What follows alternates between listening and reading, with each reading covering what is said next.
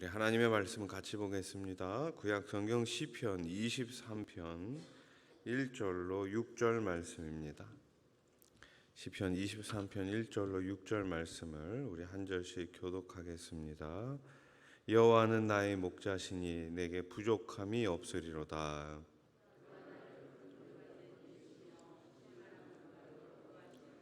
내 영혼을 소생시키시고 자기 이름을 위하여 의의 길로 인도하시는도다.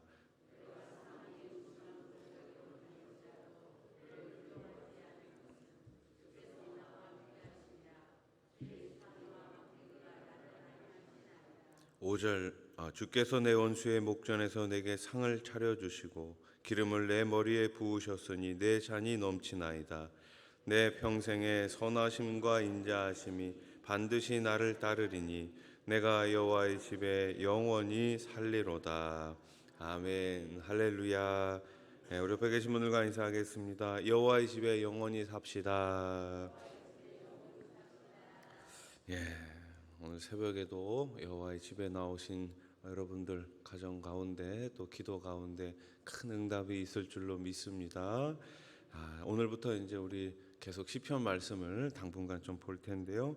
오늘은 23편 말씀입니다. 가장 사랑받는 노래, 가장 그리스도인들이 좋아하는 성경이 있다면 바로 이 시편 23편일 것입니다. 신앙이 삶에서 경험하는 희노애락을 23편은 모두 담고 있죠. 그 가운데 어떤 태도와 소망을 가져야 하는지를 잘 보여주고 있습니다. 이 시편은 묵상하면서 주님의 손을 붙들고 인생을 걸어가는 신앙인이 어떤 존재인지 깨닫기를 원하고 있습니다. 23편 오늘 본문은 목자 되신 하나님이 우리들에게, 우리 그리스도인들에게 어떤 분인지에 대해서 소개하고 있습니다.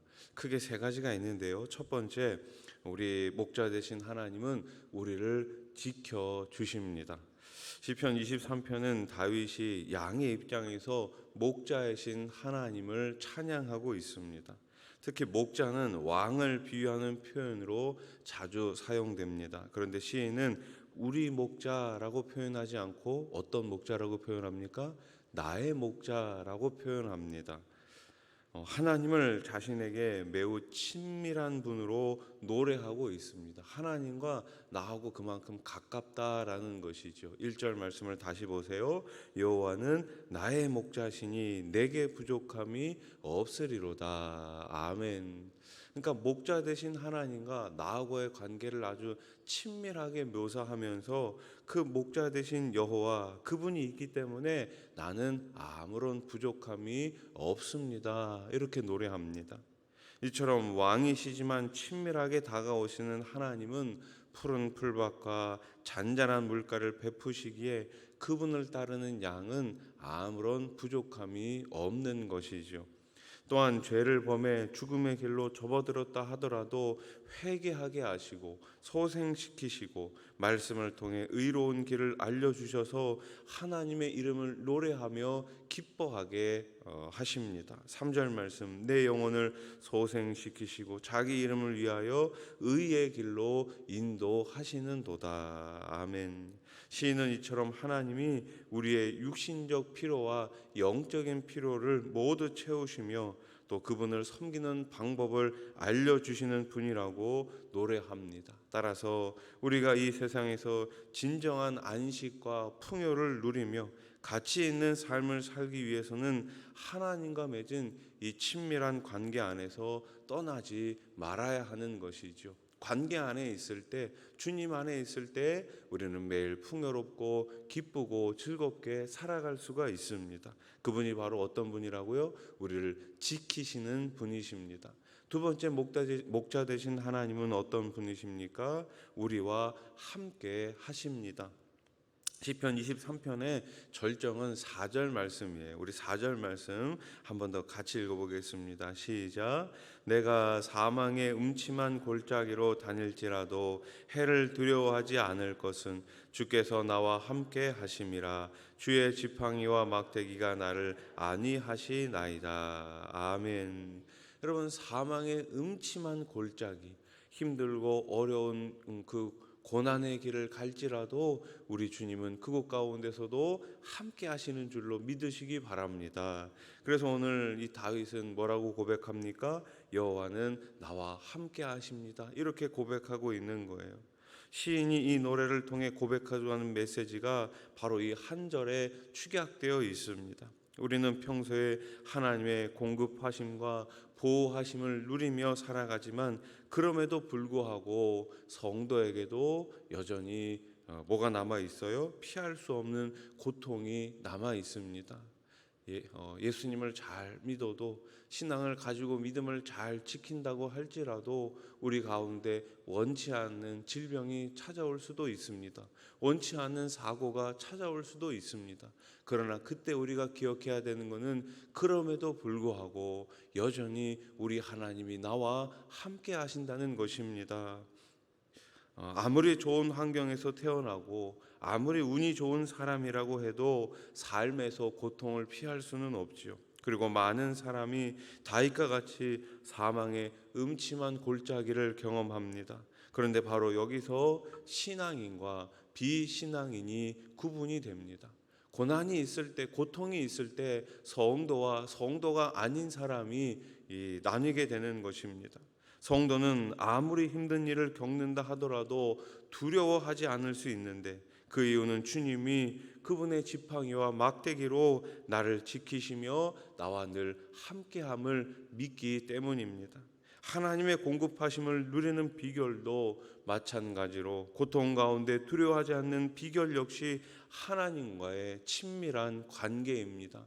하나님은 멀리 계신 분이 아닙니다. 우리가 하나님을 찾고 찾으면 하나님께서는 우리와 늘 가까이 하시고 늘 우리 곁에서 은혜를 베푸시는 분임을 꼭 믿으시기 바랍니다. 오늘 이 기도의 자리가 주님과 가까이 할 수 있는 그 중요한 시간임을 깨달으시고 주님 앞에 기도로 나가실 수 있기를 주님의 이름으로 축복합니다. 마지막 셋째로 목자 되신 우리 하나님은 어떤 분이십니까? 한번 따라해 보십시오. 승리를 주십니다. 그렇습니다. 다윗은 수많은 우여곡절을 겪었지만 하나님을 붙들었기에 최후 승리를 얻게 됩니다. 다윗이 모든 싸움에서 승리할 수 있었던 것은 하나님을 의뢰했기 때문이죠. 그래서 시인은 주님이 원수의 목전에서 상을 차려주신다고, 밥상을 차려주신다고 노래하고 있습니다. 또 머리에 기름을 부어주셔서 잔이 넘치는 은혜를 누린다고 노래합니다. 5절 말씀, 주께서 내 원수의 목전에서 내게 상을 차려주시고 기름을 내 머리에 부으셨으니 내 잔이 넘치나이다. 아멘. 구약 성경에 볼 것 같으면 물론 신약에도 나오지만 이 머리에 기름을 붓는 이 행위가 자주 등장합니다. 기름을 붓는다, 어떤 의미일까요? 즐거움이 넘친다라는 거예요. 기쁨이 가득 넘친다라는 거예요. 원수가 내 앞에 있을지라도 하나님을 의뢰했기 때문에, 하나님을 의지했기 때문에 하나님께서 영원한 승리를 주시고 그 승리를 통해 매일매일 즐거움과 기쁨 가운데 살아가게끔 우리 주님이 인도해 주시는 것이죠. 다윗은 생의 마지막을 바라보면서도 결코 두려워하지 않았습니다. 왜냐하면 평생에 주님의 선하심과 인자하심이 자신을 따를 것을 믿기 때문이고 하나님의 집 영원한 그 나라에서 영원한 생명을 누릴 것을 믿었기 때문입니다. 우리 마지막으로 6절 한 번 더 같이 읽겠습니다. 시작. 내 평생의 선하심과 인자하심이 반드시 나를 따르리니 내가 여호와의 집에 영원히 살리로다. 아멘. 평생의 선하심과 인자하심이 나를 따르리니 내가 다른 곳에서 사는 것이 아니라 여호와의 집 하나님의 말씀 안에 살겠습니다. 모든 사람은 죽음을 향해 걸어가지만 성도는 하나님의 공급하심을 누리고 승리에 대한 소망을 가지고 있기 때문에 두려워할 필요가 없습니다. 세상에서 어떤 일을 경험하든지 결국 승리한다는 사실을 믿고 주님과 매일매일 더욱더 가까이 하시기를 바랍니다. 어쩌면 인생은 만남이라고 정의할 수 있습니다. 태어나면서부터 엄마를 만납니다. 아빠를 만납니다. 가족을 만납니다. 학교에 가면 선생님을 만나고 또 회사에 가면 동료들을 만납니다. 계속해서 인생은 만남의 연속이지요. 누구를 만나는가에 따라 인생이 결론이 난다고 말할 수 있습니다. 양은 목자를 잘 만나야 합니다. 양의 운명은 전적으로 목자에게 달려 있습니다. 좋은 목자를 만나면 모든 문제가 해결됩니다. 마찬가지로 운동선수는 좋은 코치를 만나야 하지요.